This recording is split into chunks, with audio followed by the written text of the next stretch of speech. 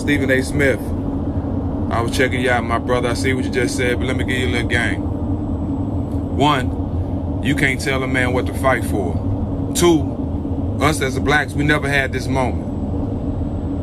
And I've heard that from people that's been fighting for us to be equal for 50 plus years. And I've heard out their mouth say, we've never had this moment. So why not take advantage of it? Maybe Kyrie understands this moment. We've never had this moment, so we got to take advantage of it. There's no way a game is more important than police killing us. Yeah, it's been going on a long time, Stephen A. Yeah, it's been going on a long time. But how long are we going to continue to let it go on? Stephen Jackson, my brother, nothing but love for you. Let me say that out off the bat. You know I got love for you. We go back a long ways, and we're going to continue to go back a long ways, my brother. Mad love and respect to you. And my heart goes out to you and all the loved ones for George Floyd for what happened to him. I know that hits home for you. It hit home for a lot of us, but for you in special ways without question. Having said all of that, you told me you was going to hit me to the game. Let me hit you to some game. I disagree with Kyrie. I ain't changing one bit. And please don't tell me what a black man should say, because a black man should speak his mind, particularly with intelligence and knowledge if he has it. You have it. I believe I have some of it. I believe in this instance, even though Kyrie Irving is a knowledgeable and good brother, in this instance, I don't think he displayed his knowledge about this.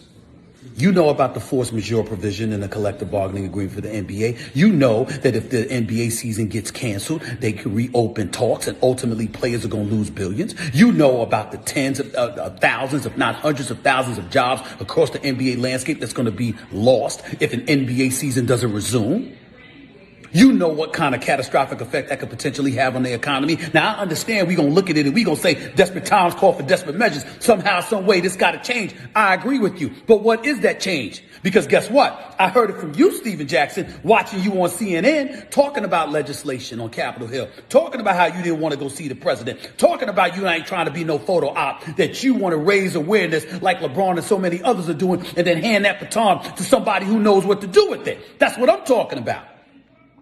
I mentioned that when I talked on First Take this morning about how about raising awareness and then reaching out to the NAACP Legal Defense Fund, who's already put in that groundwork with consent decrees that they negotiated with the city of Newark and Baltimore and Ferguson, Missouri, and beyond to make sure that the Justice Department had negotiated a deal in concert with police departments to hold police officers accountable. I'm the person that went on the air and called for federal legislation that it be designated a federal hate crime for a police officer to shoot and kill unarmed black men.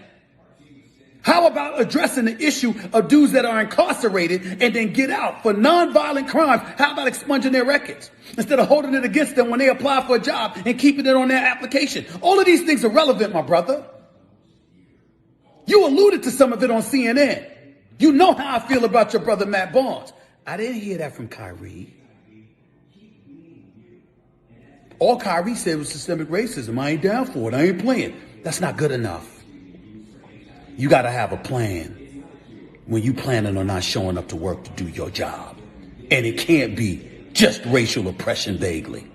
You got to be specific, bro. I stand by what I said. I meant every word I said. I'm not backing up, bro. You know me better than that.